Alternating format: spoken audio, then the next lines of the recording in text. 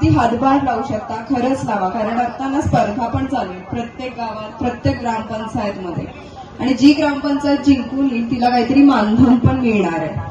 So माझा खूप मनापासून आपलं गाव कसं सुंदर करता येईल, आपल्या गावात कोणकोणत्या सोयी सुविधा आणता येतील याच्यासाठी प्रयत्न करा आणि आपला योगदान करा, मदत करा त्या गोष्टींसाठी. आणि तुम्हा सगळ्यांना तुमच्या पुढच्या वाटचालीस माझ्याकडून खूप साऱ्या सदिच्छा. थँक्यू.